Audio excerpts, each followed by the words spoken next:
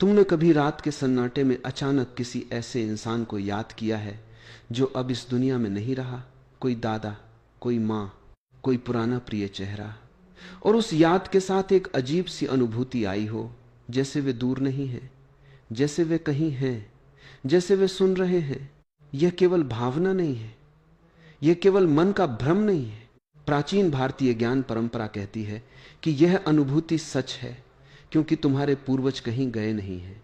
वे एक ऐसे लोक में हैं जो इस भौतिक संसार के ठीक बगल में, एक अलग आयाम में, एक अलग चेतना की परत में जीवित है। उस लोक का नाम है पितृलोक, और यह न स्वर्ग है न नरक, यह कुछ और ही है, कुछ ऐसा जिसके बारे में आज के युग में बहुत कम लोग जानते हैं, कुछ ऐसा जिसे हमारे ऋषियों ने गहरी समाधि में देखा था और जिसे वेदों में, पुराणों में, उपनिषदों में बड़ी सावधानी से लिखकर छोड़ा था। आज हम उसी रहस्य को खोलने जा रहे हैं, लेकिन इसे ध्यान से सुनना, क्योंकि यह केवल एक पौराणिक कथा नहीं है। यह तुम्हारे अपने अस्तित्व से जुड़ा हुआ सत्य है। यह तुम्हारे उन पूर्वजों से जुड़ा हुआ सत्य है जिनके रक्त से तुम बने हो, जिनके कर्मों की छाया आज भी तुम्हारे जीवन पर पड़ रही है। सबसे पहले एक बहुत बड़ी भ्रांति को तोड़ना जरूरी है। जब हम किसी प्रिय को खोते हैं तो हम मान लेते हैं कि बस दो ही रास्ते हैं, या तो वे स्वर्ग गए या नरक गए, या तो पुण्य से ऊपर उठे या पाप से नीचे गिरे। लेकिन वेदों और पुराणों का ज्ञान इससे कहीं अधिक गहरा और विस्तृत है। महाभारत के अनुशासन पर्व में स्पष्ट कहा गया है, मृत्यु के बाद आत्मा की गति एक नहीं बल्कि अनेक दिशाओं में हो सकती है, और उन्हीं में से एक बल्कि सबसे महत्वपूर्ण गति है पितृलोक की ओर। पितृलोक वह स्थान है जहां मृत्यु के बाद अधिकांश मनुष्यों की आत्माएं जाती हैं। न पूर्ण पापी, न पूर्ण पुण्यात्मा, बल्कि वे जो इस संसार और उस परलोक के बीच एक संक्रमण काल में है, एक प्रतीक्षा में, एक यात्रा के मध्य में। और यह प्रतीक्षा खाली नहीं है, यह प्रतीक्षा एक गहरी, सूक्ष्म और अत्यंत रहस्यमयी अवस्था है। अब प्रश्न उठता है, पितृलोक है कहां? भौतिक विज्ञान के नक्शे पर तुम इसे नहीं खोज सकते, क्योंकि यह स्थान नहीं, यह एक चेतना की परत है। वायु पुराण में कहा गया है कि पितृलोक चंद्रमा और पृथ्वी के बीच के आयाम में स्थित है। लेकिन यहां बीच का अर्थ भौतिक दूरी नहीं है, इसका अर्थ है चेतना के स्तर पर एक मध्यवर्ती अवस्था, एक ऐसा क्षेत्र जो इस भौतिक लोक से सूक्ष्म है लेकिन देवलोक से स्थूल है। विष्णु पुराण में 14 लोकों का वर्णन मिलता है। सबसे नीचे पाताल, सबसे ऊपर ब्रह्मलोक, और इन दोनों के बीच भूलोक, भूहलोक, स्वहलोक, और इन्हीं के क्षेत्र में कहीं पितृलोक। यह एक ऐसा लोक है जहां समय की गति इस पृथ्वी से अलग है, जहां एक मानवीय वर्ष एक पितृदिन के बराबर माना गया है। जरा सोचो, जो हम यहां पूरे एक वर्ष में जीते, वहां वह एक दिन मात्र है। इसका अर्थ यह है कि पितृलोक में समय बहुत धीमी गति से चलता है। आत्माएं वहां बहुत लंबे काल तक रहती हैं, लेकिन उन्हें यह भार नहीं लगता, क्योंकि उनकी चेतना उस लोक की प्रकृति के अनुसार ढल जाती है। लेकिन पितृलोक में आत्माएं कैसे रहती हैं? क्या वहां दुख है? क्या सुख है? क्या वे सोती हैं? क्या वे हमें देख सकती हैं? गरुड़ पुराण में जैसे मृत्यु के रहस्यों का सबसे गहरा ग्रंथ माना गया है, इसका विस्तृत वर्णन है। मृत्यु के बाद आत्मा को यमदूत यमलोक ले जाते हैं। वहां यमराज के सामने उसके कर्मों का लेखा जोखा होता है, और इस लेखे के आधार पर उसे उसकी गति मिलती है। जिन आत्माओं का न भारी पाप है न पूर्ण मोक्ष का अधिकार, वे पितृलोक की ओर भेजी जाती है। यहां आत्मा एक सूक्ष्म शरीर में रहती है। स्थूल शरीर तो यहीं छूट गया, लेकिन उसका एक सूक्ष्म अस्तित्व बना रहता है, जिसमें स्मृति है, जिसमें चेतना है, जिसमें भाव है। और यही सूक्ष्म शरीर तुम्हारे श्राद्ध के समय, तुम्हारी श्रद्धा के समय, तुम्हारे तर्पण के समय किसी अदृश्य धागे से खींचता है, तुम्हारे पास आता है। यह कोई काल्पनिक बात नहीं है। ऋग्वेद के 10वें मंडल में पितरों को साक्षात संबोधित किया गया है, उनसे प्रार्थना की गई है, उन्हें आमंत्रित किया गया है। और इसका अर्थ यह है कि वेदों के ऋषि जो केवल सत्य को वाणी देते थे, वे जानते थे कि पितर केवल स्मृति नहीं है, वे जीवंत सत्ता हैं। अब उस प्रश्न पर आते हैं जो शायद तुम्हारे मन में सबसे पहले उठा था। पितृलोक स्वर्ग नहीं है, यह तो समझ में आता है, लेकिन यह नरक भी नहीं है, इसका क्या अर्थ है? स्वर्ग वह लोक है जहां पूर्ण पुण्य का फल भोगा जाता है, वहां आनंद है, प्रकाश है, दिव्यता है, लेकिन वह भी अनंत नहीं है। जब पुण्य समाप्त होता है, आत्मा वापस लौट आती है। नरक वह लोक है जहां भारी कर्मों का दंड भोगा जाता है, वहां पीड़ा है, अंधकार है, भारीपन है। लेकिन पितृलोक इन दोनों से अलग है। यह एक मध्यावस्था है, एक संक्रमण काल, जहां आत्मा न सुख में डूबी है न दुख में डूबी है, वह एक विशेष प्रकार की शांति में है, एक तटस्थता में, एक प्रतीक्षा में। लेकिन यह प्रतीक्षा निरर्थक नहीं है। इस प्रतीक्षा में आत्मा अपने अगले जन्म की तैयारी कर रही है, अपने कर्मों को समझ रही है, अपनी यात्रा का अगला पड़ाव तय कर रही है। तैत्तिरीय उपनिषद में कहा गया है, पितरः सोमेन राजंती, अर्थात पितर चंद्रमा की शक्ति से पोषित होते हैं। और जब हम श्राद्ध में तिल जल अर्पित करते हैं, जब हम उनके नाम से अन्न और जल देते हैं, वह ऊर्जा उन तक पहुंचती है, उनके सूक्ष्म शरीर को पोषण मिलता है। यह कोई अंधविश्वास नहीं है, यह चेतना का विज्ञान है। पितृलोक में केवल साधारण मनुष्य नहीं जाते। प्राचीन ग्रंथों में पितरों के कई वर्ग बताए गए हैं। पहला वर्ग है दिव्य पितर। ये वे महान आत्माएं हैं जो इतनी उन्नत हो चुकी हैं कि वे स्वयं पितृलोक के संचालन में भूमिका निभाती हैं। इनमें अरिष्टनेमी, विराज, शुचि और अन्य नाम वेद पुराणों में आते हैं। दूसरा वर्ग है मनुष्य पितर।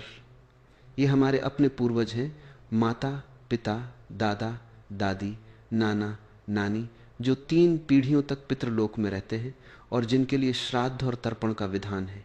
तीसरा वर्ग है अग्निश्वात पितर। ये वे हैं जिन्होंने जीवन में अग्निहोत्र, यज्ञ और आहुति का आचरण किया था। उनकी गति उच्चतर होती है। और फिर वे पितर भी हैं जिन्हें अतृप्त पितर कहा गया है। यह वह वर्ग है जिसके बारे में सबसे कम बात होती है, लेकिन जिसका प्रभाव हमारे जीवन पर सबसे अधिक होता है। अतृप्त पितर, यह नाम सुनकर मन में एक सिहरन आती है, और यह सिहरन स्वाभाविक है। जिन आत्माओं की मृत्यु अचानक हुई हो, दुर्घटना में, आत्महत्या में या किसी गहरे आघात में, और जिनकी अपूर्ण इच्छाएं थीं, वे पितृलोक में भी एक अलग अवस्था में रहती हैं। उन्हें तृप्ति नहीं मिली, उनका जाना अधूरा था। और जब उनके वंशज, उनके परिजन उन्हें याद नहीं करते, उनका श्राद्ध नहीं होता, उनके नाम से जल नहीं चढ़ता, तब वे आत्माएं एक प्रकार की बेचैनी में रहती हैं। और यह बेचैनी इस भौतिक संसार में भी अनुभव की जाती है। आधुनिक मनोविज्ञान इसे अनसेस्ट्रल ट्रॉमा कहता है। परिवार में पीढ़ी दर पीढ़ी चले आने वाले रोग, संघर्ष और पीड़ाएं जिनका कोई स्पष्ट कारण नहीं दिखता। लेकिन तंत्र और वेदांत का ज्ञान इसे और गहरे से देखता है। यह कहता है कि पूर्वजों की अतृप्त ऊर्जा, उनके अधूरे कर्म एक सूक्ष्म धागे से हमसे जुड़े रहते हैं। इसीलिए श्राद्ध केवल कर्मकांड नहीं है, श्राद्ध एक चेतनात्मक सेतु है इस लोक और पितृलोक के बीच। अब उस रहस्य को समझते हैं जो सबसे गहरा है। पितृलोक से आत्माएं वापस कैसे आती हैं? क्या वे हमेशा वहीं रहती हैं? नहीं।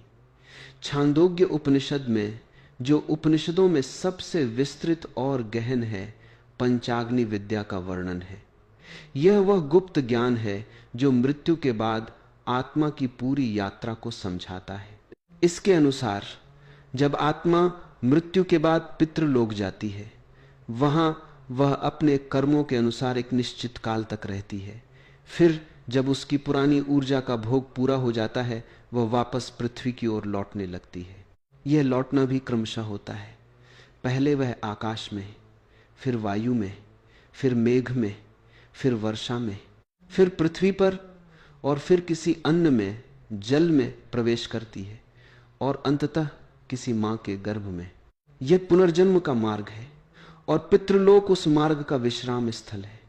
अगले जन्म से पहले आत्मा जहां ठहरती है, जहां वह अपने कर्मों को देखती है, समझती है और अगली यात्रा की दिशा तय करती है। लेकिन यहां एक बहुत महत्वपूर्ण प्रश्न है, क्या सभी आत्माएं पितृलोक जाती हैं? नहीं। कठोपनिषद में यमराज और नचिकेता के बीच जो संवाद है वह इसी प्रश्न का उत्तर है। यमराज कहते हैं, जो व्यक्ति केवल भौतिक जीवन में डूबा रहा, जिसने कभी आत्मा की खोज नहीं की, वह पितृलोक जाता है और वहां से पुनः संसार में लौट आता है। यह पितृयान का मार्ग है। लेकिन जिसने ज्ञान की साधना की, जिसने अपने भीतर उतरकर ब्रह्म को पहचाना, उसकी गति अलग होती है। वह देवयान के मार्ग से जाता है और मोक्ष की ओर बढ़ता है। यानी पितृलोक वह गंतव्य नहीं है जहां से कोई वापस ना आए, यह एक पड़ाव है। और इस पड़ाव का समय हमारे कर्मों से, हमारी साधना से और हमारे वंशजों की श्रद्धा से छोटा या लंबा हो सकता है।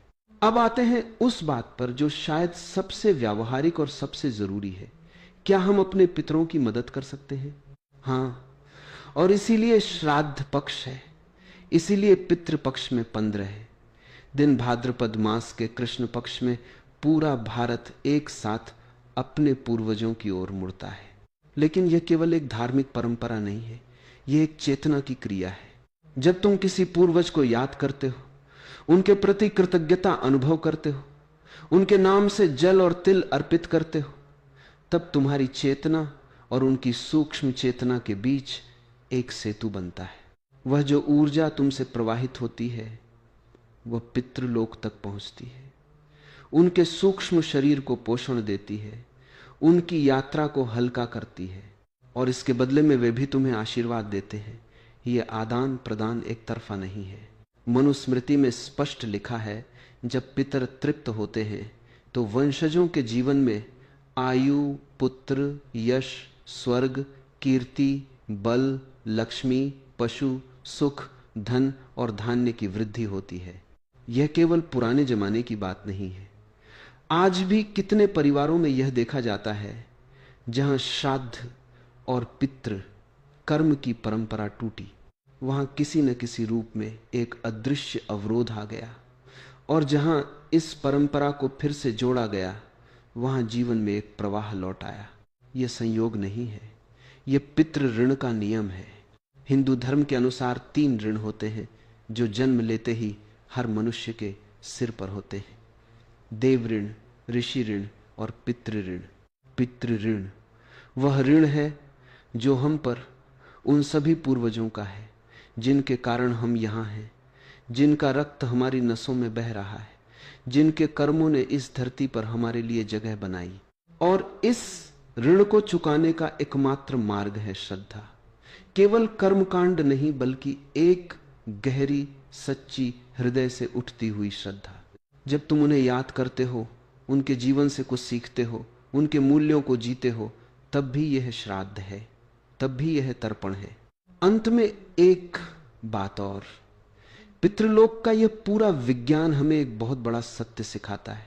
मृत्यु अंत नहीं है, यह एक परिवर्तन है, एक यात्रा का एक पड़ाव, एक विद्यालय से दूसरे विद्यालय की ओर जाना। और तुम और तुम्हारे पूर्वज इस यात्रा में एक ही धागे से बंधे हो। वे गए नहीं हैं, वे एक अलग आयाम में हैं, एक अलग चेतना की परत में, जहां तुम्हारी श्रद्धा पहुंचती है, जहां तुम्हारी याद पहुंचती है, जहां तुम्हारा प्रेम पहुंचता है। प्राचीन योगियों ने कहा था, न जायते म्रियते व कदाचित। आत्मा न कभी जन्मती है, न कभी मरती है। पितृलोक इसी सत्य का जीवंत प्रमाण है। तुम्हारे पूर्वज उस अनंत यात्रा में तुम्हारे साथ हैं, और जब भी तुम उन्हें याद करते हो, एक क्षण के लिए रुककर, आंखें बंद करके कृतज्ञता से, तब एक अदृश्य सेतु बनता है इस लोक और उस लोक के बीच। वह सेतु प्रेम का सेतु, श्रद्धा का सेतु, शायद ब्रह्मांड का सबसे पवित्र धागा है। उसे टूटने मत देना।